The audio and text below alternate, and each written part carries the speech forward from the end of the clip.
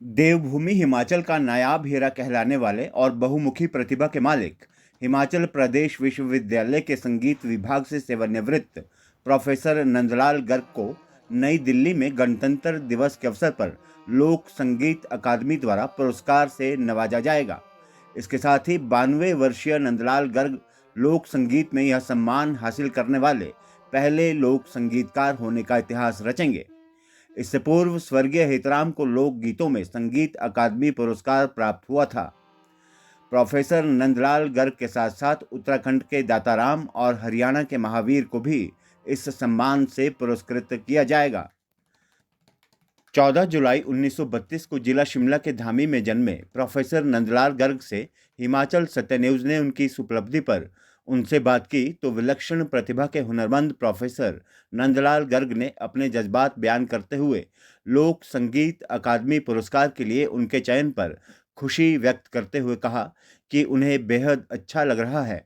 धामी घराने से हूँ, ऐसे में संगीत बचपन से जीवन का महत्वपूर्ण हिस्सा रहा है, तो वास्तविक लोक संगीत के उत्थान के लिए प्रयासरत रहता हूँ। गर्ग बताते हैं कि उनके पूर्वज धामी स्टेट के दरबार के राज गायक रहे।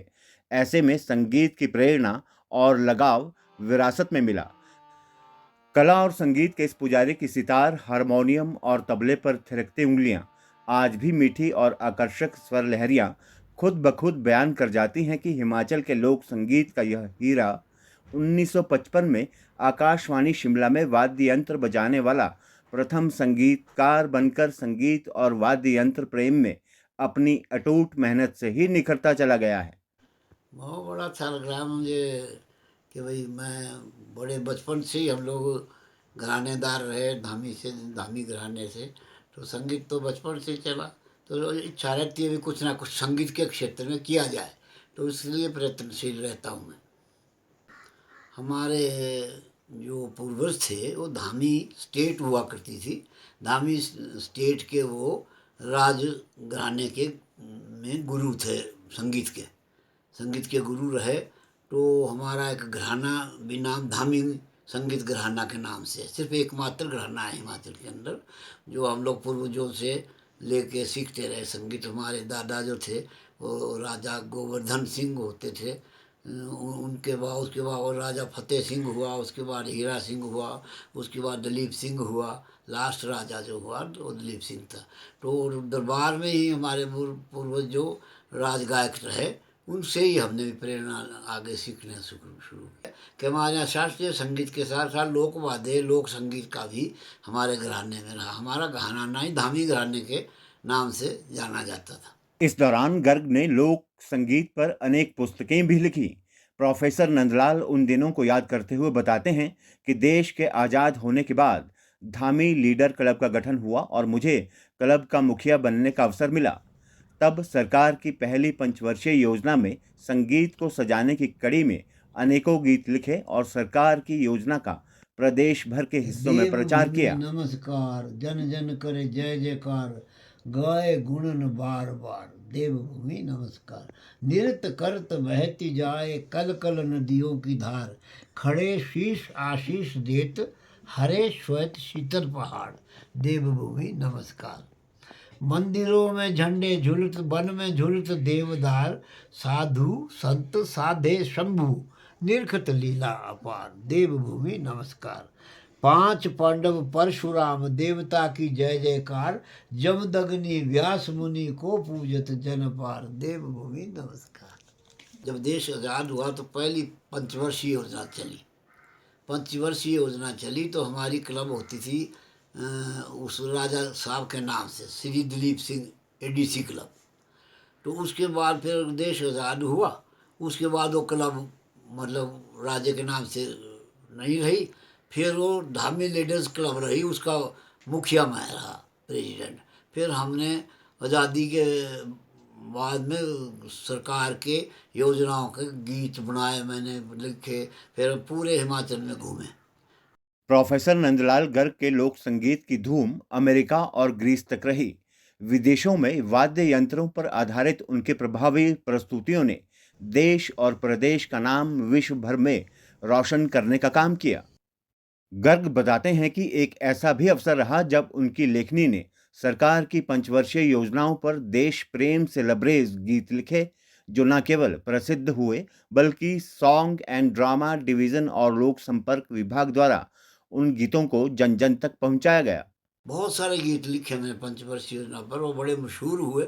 आगे जाके जो ड्रामा पार्टी जो होती थी, song and drama division, public relation, इन्होंने भी मेरे बनाए हुए पंचवर्षीय योजना के गीत थे, गाए। वो बहुत सारे गीत मेरे बड़े प्रसिद्ध हुए, लोकगीत भी और देश प्यार के गीत भी। और उपलब्धियों की इस कड़ी में एक कदम और बढ़ाते हुए सरकार के लिए 15 वृत्त चित्र भी बनाए।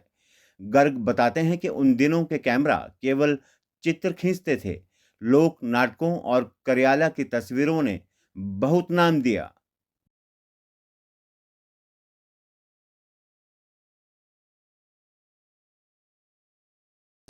सबसे पहले तो संगीत अकादमी में हमने एक डॉक्यूमेंट्री बनाई, जिसमें मैं 17 लोगों को लेके गया था। मेरे निर्देशन में ही सारा काम हुआ वहाँ। उन दिनों कैमरे में आवाज़ नहीं होती थी, फ़ोटो अलग ले लेते थे और फिर आवाज़ अलग से रिकॉर्ड करते थे। तो ये मेरा पहला रहा। और उस वक्त जो हमारा लोक नाटक भी हमने वहाँ किया, करियाला, और लोक संगीत भी सारा, उसके वक्त के जो हमारे फ़ोटो थे वो भी लाखों में बिके, संगीत नाटक अकादमी वालों ने खुद कहा। और वहाँ भी लगे हुए थे, हॉल में भी अभी भी है लगे हुए वहाँ एग्जीबिशन में। तो बड़ा मतलब नाम हुआ उस वजह से हमारा।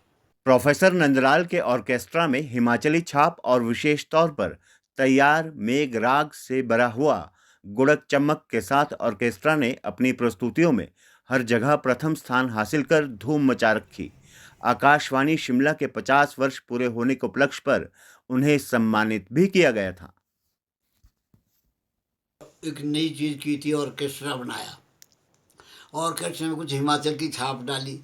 जैसे मैंने चंबा में यूथ फेस्टिवल हुआ तो वहाँ मैंने एक ऑर्केस्ट्रा बनाया, मतलब गुड़ के चमक। वहाँ एक गीत है, उसके ऊपर बनाया गुड़ के चमक, गुड़ के चमक मेगा। वो मेघ राग में बना के पशु पक्षियों की ध्वनि साजों से निकाल के, और फर्स्ट ही आता रहा है। जब भी कोई यूथ फेस्टिवल होता था मेरा ही ऑर्केस्ट्रा फर्स्ट आता था। नॉर्थ जोन संस्कृति केंद्र आयुर्वेद विभाग के साथ साथ यूनेस्को और संगीत नाटक अकादमी के सदस्य रह चुके प्रोफेसर नंदलाल गर्ग लोक संगीत में रिमिक्स के दौर से आहत हैं और चाहते हैं कि लोक संस्कृति को सहेज कर रखने वाले प्रतिभावान और योग्य कलाकारों को अवसर मिलने चाहिए। उन्हें कला से संबंधित विभाग द्वारा आगे लाने का प्रयास किया जाना चाहिए। तभी देवभूमि कहलाने वाले हिमाचल की संस्कृति को जिंदा रखा जा सकता है। हाँ, देखो लोक कला के लिए आवश्यक ये है कि एक तो लोग ऐसे, ऊपर से लोग ऐसे होने चाहिए जो कला के लिए प्रोत्साहन दे। जैसे जो जो कला के से संबंधित विभाग है उनको चाहिए कि ऐसे लोगों को, प्रतिभाशाली बच्चों को आगे लाए, लोगों को आगे लाए, जो कि उस कला का वास्तविक रूप से प्रचार करे। ऐसा ना करे जैसे आजकल चला हुआ कि सारा बिगाड़ दिया सारा कल्चर। शराब पी रहे, जबकि शराब को वैसे ही मतलब ऐड नहीं कर सकते। शराब पी रहे, उसमें डांस कर रहे। जीवन के 92वें बसंत देख चुके प्रोफेसर नंदलाल कहते हैं कि देवभूमि की वास्तविक कला संस्कृति सुरक्षित रहे, यही एक इच्छा बाकी है। ऋषि मुनियों के इस प्रदेश के धार्मिक स्थलों को बचाए रखने और उनको जीवंत रखने के लिए सरकारी प्रयास किए जाने चाहिए। प्रोफेसर नंदलाल लोक संस्कृति में अश्लीलता से भरे फूहड़पन को रोकने के पक्षधर हैं और इस बुराई पर रोक ना लगने पर चिंता जाहिर करते हैं। नहीं, मेरा ये है कि मेरे को किसी चीज़ की इच्छा मतलब नहीं है भाई मेरे को ये इनाम मिले वो मिले, ऐसी कोई इच्छा नहीं है। सिर्फ एक इच्छा है कि हमारी जो वास्तविक कला संस्कृति है हिमाचल की, देवभूमि जिसको बोला गया, वो सुरक्षित रहे, वहाँ की कला संस्कृति। आपको मैं एक बात बताऊं कि सारे ऋषि मुनि यहाँ हुए, इसीलिए यहाँ के देवभूमि बोलते। व्यास मुनि यहाँ हुआ। आप जाके बिलासपुर में देख लीजिए, व्यास मुनि का मंदिर है, सब कुछ है, व्यास गुफा है, हैं जी। लोग वहाँ बड़ी श्रद्धा से जाते हैं।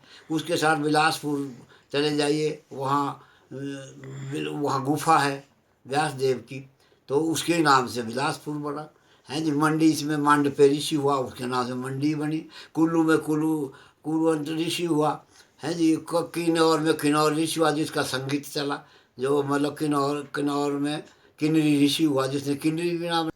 हिमाचल के प्राचीनतम संगीत नामक पुस्तक में कला का यह पारखी मालिक जीवन के लिए स्वास्थ्यवर्धक वरदान मानने जाने वाली प्राचीनतम खाद्य सामग्री कोदा, कौड़ी, कस्याटू चावल को बचाने की चाहत रखते हैं। बल्कि मैंने एक बुक लिखी तबले की है, ये है बुक यहाँ, ये प्राचीनतम संगीत वाद्य। इसके लास्ट पेज में यहाँ का खाने का भी दिया हुआ मैंने इसमें, कि हिमाचल में का खाना होता है। वो भी चीज़ें खत्म हो गई यहाँ की, क्योंकि ऐसे प्राचीनतम चीज़ें थी यहाँ की जिसमें मतलब आदमी को बीमार होता था। कोदा होता था, कोदरे के वो बनाते थे, वो खाते थे, उससे बीमार नहीं होते थे आदमी। कौड़ी होती थी, कोदा होता था, हैं जी। और ऐसी ऐसी हमारा कशाटू चावल होते थे, वो ऐसे खाने बनाते थे। तो मैंने वो भी इसमें दिया है, इन चीज़ों को भी बचाया जाए। ये चीज़ें जीवन के लिए और से भी स्वास्थ्यवर्धक है। सरस्वती के विशेष आशीर्वाद से परिपूर्ण प्रोफेसर नंदलाल बुजुर्ग हो या युवा या फिर कलाकार, सबको मिलजुल कर रहने और आपसी परामर्श से लोक कला के वास्तविक रूप को सहेजने वाले कार्यक्रमों के निर्माण करने को आवश्यक करार किए जाने का संदेश देते हैं, क्योंकि इसी देवभूमि का नाम देश में ही नहीं विदेशों में भी विख्यात है। यहाँ बता दें कि गणतंत्र दिवस पर इसी कड़ी में वर्ष 2019 से 2021 तक 128 कलाकारों को संगीत नाटक अकादमी पुरस्कार व 19 हस्तियों को फेलो का सम्मान प्राप्त होगा। प्रदर्शन कला के क्षेत्र से संबंधित 10 लोगों को अकादमी अध्येता के रूप में चुना गया है। अकादमी पुरस्कार में एक ताम्र पत्र और एक अंगवस्त्रम सहित 1 लाख रुपए की नगद राशि प्रदान कर सम्मानित किया जाता है। हिमाचल सत्य न्यूज़ शिमला।